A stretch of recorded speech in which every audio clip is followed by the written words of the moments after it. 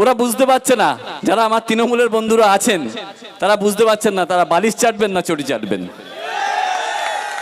মহা সমস্যায় পড়েছে যে এতদিন জোড়া ফুলটা চাটছিলাম, এখন জোড়া ফুল ভাগ হয়ে বালিশ আর চটি, দুদিকে কোথায় চাটবেন খুঁজে পাচ্ছে না। তাই যে কোনো সময় এই জার্সিটা আপনাদের কিডন্যাপ হয়ে যেতে পারে, হাইজ্যাক হয়ে যেতে পারে।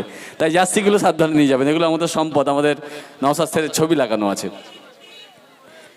বাকি আমার দাদারা বলছিলেন, পূর্ববর্তী বক্তারা, আমরা বিজেপির দালাল ছিলাম ভোটের আগে। প্রত্যেকটা জায়গায় মানুষের কাছে পৌঁছানো হয়েছিল যে আইএসএফকে যদি ভোট দেন বিজেপি চলে আসবে। মানুষ আইএসএফকে ভোট দেয়নি, মানুষ তাদেরকেই ভোট দিয়েছিল। আজকে তারা সবার আগে বিজেপি হয়ে গেছে।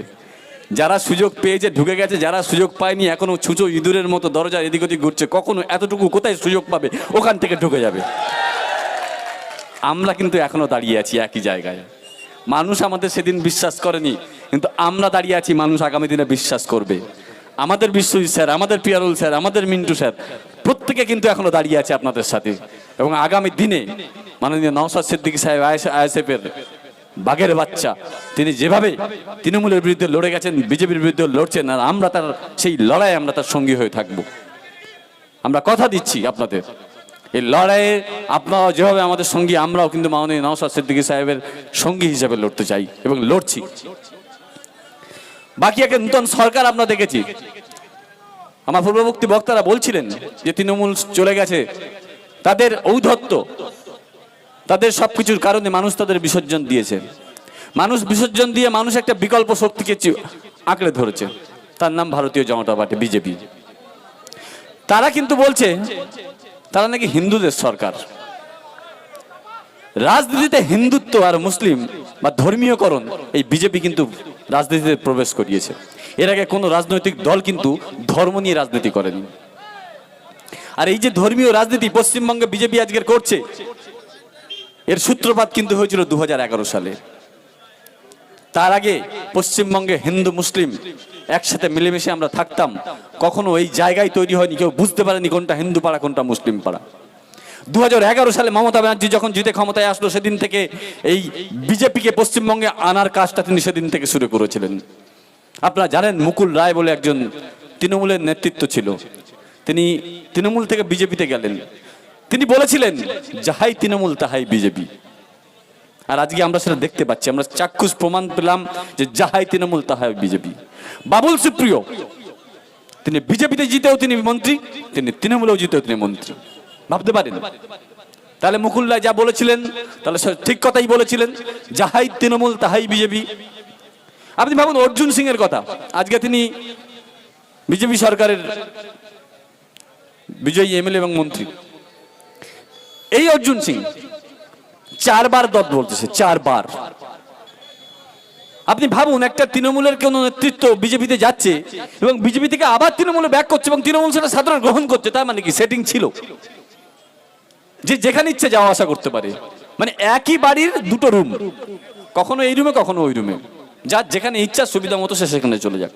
মানুষ সেদিন সেটা বুঝতে পারেনি, বা বুঝলেও মানুষ অন্ধ ছিল, অন্ধ হয়ে গেছিল মমতাময়ীর প্রেমে, মমতা ব্যানার্জির প্রেমে। আজকে সেটা সরজমিনে কিন্তু প্রমাণ হয়ে গেছে। মুকুল রায়ের সেই কথা, যাহাই তৃণমূল তাহাই বিজেপি। তাই আগামী দিনে মানুষকে, পশ্চিমবঙ্গবাসীর কাছে আমার অনুরোধ, আপনারা ভাবুন, রাজনীতির জায়গাটা কিন্তু মানুষের জন্য রাজনীতি। রাজনীতি হবে মানুষের রুটি রুজির জন্য, রাজনীতি হবে রাজনীতি আমরা লড়বো মানুষের জন্য, মানুষের স্বাস্থ্যের জন্য, মানুষের শিক্ষার জন্য, মানুষের খাদ্য সংস্কৃতির জন্য। কিন্তু রাজনীতিতে ধর্মের কোনো জায়গা কোনোদিন দেখিনি, কোনোদিন হয় না। কিন্তু এই বিজেপিকে পশ্চিমবঙ্গে প্রবেশ করানোর দায়িত্ব মমতা ব্যানার্জি নিজে কাঁধে তুলে নিয়েছিলেন এবং সেখান থেকে হিন্দু মুসলিমের বিভেদ তৈরি করার রাস্তা উনি ক্লিয়ার করেছিলেন। আর আজকে সে 2011 সালে যে যাত্রাপথ উনি শুরু করেছিলেন, 2026 সালে বিজেপির হাতে পশ্চিমবঙ্গকে তুলে দিয়ে ওনার সেই স্বপ্ন উনি পূরণ করেছেন। আপনি দেখুন অভিষেক ব্যানার্জি, তার বিরুদ্ধে এত চুরির দায়, এত চুরির অভিযোগ, এখনো পর্যন্ত তিনি অ্যারেস্ট হননি। ভাবুন, ভাববার সময় এসছে, মানুষকে বলুন, মানুষকে ভাবতে বাধ্য করুন। অনেক ছোট বড় তৃণমূলের নেতারা অ্যারেস্ট হয়ে গেছে, কিন্তু আজও অভিষেক ব্যানার্জি বাইরে ঘুরে বেড়াচ্ছে।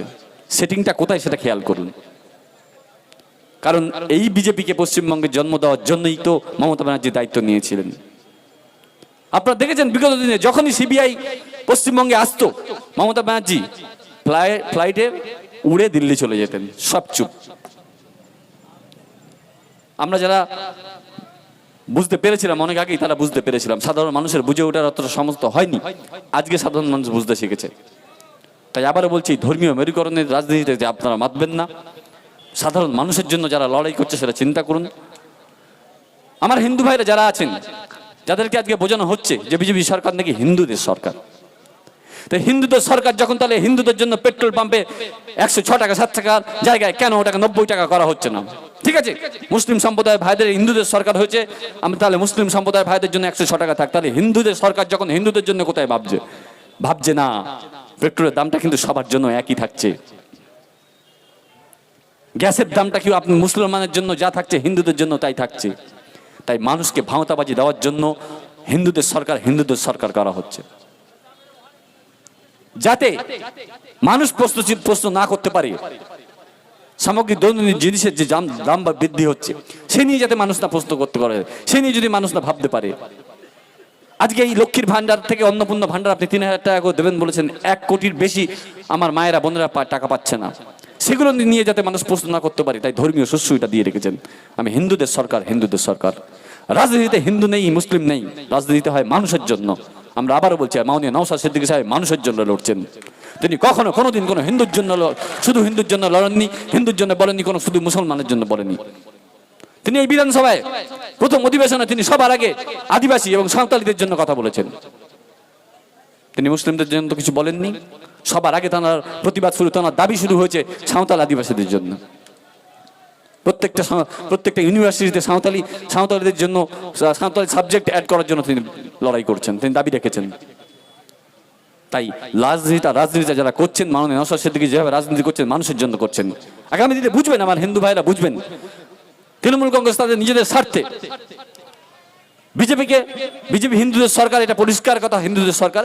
কিন্তু ইন্ডিয়ান সেকুলার ফোরাম মুসলিমদের সরকার, মুসলিমদের দল বলে চিহ্নিত করেছে তাদের স্বার্থে, যাতে সংখ্যালঘু ভোটটা তাদের দিকে ধরে রাখতে পারে, হিন্দুদের ভোটটা তাদের দিকে ধরে রাখতে পারে।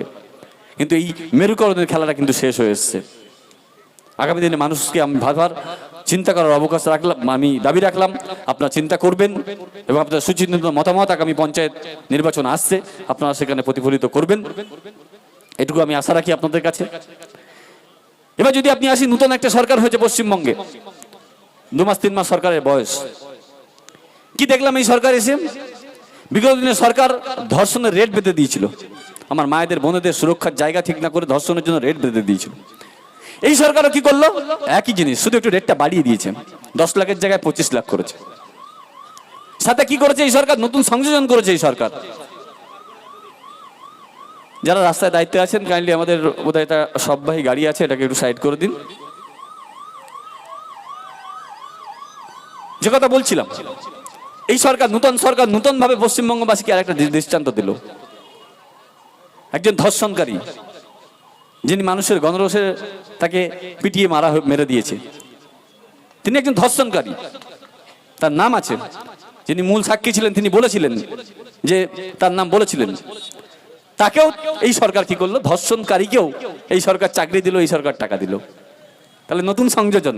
আগের সরকার শুধু ধর্ষণ যিনি হতেন, ধর্ষিতা বোনকে, ধর্ষিতা মাকে টাকার প্রলোভন দেখাতেন, আর এই সরকার ধর্ষিতা মা বোনকেও সাথে যিনি ধর্ষণকারী তাকেও দিলেন।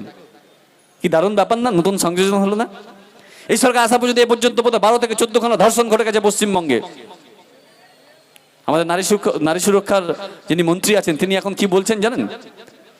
ধর্ষণ নাকি বিদেশেও হয়, এটা একটা রোগ, তাই এই রোগ সারানো যাবে না। এটা নাকি বিদেশেও হয়, তাই পশ্চিমবঙ্গে হবে। আশ্চর্য যুক্তি। তো এই সরকারের কাজকর্ম শুরু করেছে, সরকার উচ্ছেদ করতে শুরু করেছে। আচ্ছা, যারা হিন্দুদের সরকার বলে প্রচার করছে, তারা যখন জেসিবি দিয়ে, বুলডোজার দিয়ে ওই সাধারণ খেটে খাওয়া মানুষের রুটি রুজির জায়গাগুলো নষ্ট করছে, সেখানে কি হিন্দুদের গুলো বাদ দিয়ে মুসলিমদের গুলো ভেঙে আসছে? মানুষ ভাববে, মানুষ বুঝবে। মানুষকে বোকা বানানো এত সহজ নয়। এটা 2026, আপনারা পারবেন না আগামী দিনে আর বোকা বানাতে। আপনার বুলডোজার হিন্দু মুসলিম কিছুই দেখছে না, আপনার বুলডোজার সাধারণ খেটে খাওয়া মানুষের, প্রত্যেকটা খেটে খাওয়া মানুষের উপরে আপনি চালাচ্ছেন। তাই হিন্দুদের সরকার বলে আর কতদিন চালাবেন? মানুষকে আর কত বোকা বানাবেন? আবারও বলছি, রাজনীতি করছি আমরা মানুষের জন্য। এখানে হিন্দু, মুসলিম, শিখ, জৈন, আদিবাসী এখানে কোনো জায়গা নেই। সাধারণ মানুষ, খেটে খাওয়া মানুষের জন্য আমাদের লড়াই জারি ছিল, জারি থাকবে আগামী দিনে মাননীয় নওশাদ সিদ্দিকী সাহেবের নেতৃত্বে। আমি আর দীর্ঘায়িত করব না। আমি সুবক্তা নই, আমার আরো যারা আছেন বক্তা তারা বলবেন, আমি শুনবো এবং আপনারাও শুনবেন সেই বক্তব্য। এই বলে আমি আমার ক্ষুদ্র বক্তব্য এখানে শেষ করলাম। সবাই ভালো থাকবেন, সুস্থ থাকবেন, আবারও দেখা হবে এবং লড়াই জারি থাকবে। ইনকলাব জিন্দাবাদ, মাননীয় নওশাদ সিদ্দিকী সাহেব জিন্দাবাদ, ইন্ডিয়ান সেকুলার ফ্রন্ট জিন্দাবাদ। অসংখ্য ধন্যবাদ। আসন গ্রহণ করবার জন্য অনুরোধ জানাই, রাখার জন্য আমরা আহ্বান জানাই।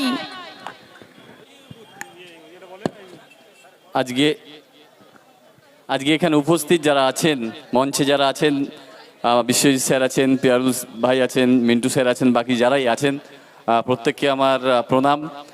এবং দীর্ঘক্ষণ যারা এই গরমের মধ্যে সামনে আমাদের সবচেয়ে বড় যোদ্ধা, আইএসএফের সবচেয়ে বড় যোদ্ধারা যারা দাঁড়িয়ে আছেন নিচে, আমিও আপনাদের একজন, আমিও কর্মী, আপনারাও আইএসএফের কর্মী। আপনাদেরকে আমার করজোরে প্রণাম। যারা বয়স্ক আছেন, আমার বয়োজ্যেষ্ঠ এবং যারা আমার বন্ধুবর আছেন, তাদের আন্তরিক অভিনন্দন এবং ভালোবাসা। আমি যখন এখানে ঢুকছিলাম তখন দেখছিলাম আমার অনেক ভাইরা যারা আমাদের টি শার্টগুলো পরে আছে, জার্সিগুলো পরে আছে, নওশাদ স্যারের ছবি আছে সামনে, পিছনে ইন্ডিয়ান সেকুলার ফ্রন্ট লেখা আছে। যারা পরে আছেন আপনারা কিন্তু জার্সিগুলো সাবধানে বাড়ি যাবেন নিয়ে, রাস্তাঘাটে খুলে নিতে পারে যে কেউ। কিছু লোকে ঘুরছে জার্সি পরার জন্য, পুরনো জার্সি ছেড়ে ইন্ডিয়ান সেকুলার ফ্রন্টের জার্সি খুঁজে বেড়াচ্ছে। তাই আপনাদের জার্সিগুলো আপনারা সাবধানে বাড়ি নিয়ে যাবেন। এগুলো কিন্তু রাস্তায় হাইজ্যাক হয়ে যেতে পারে আপনাদের জার্সিগুলো। কারণ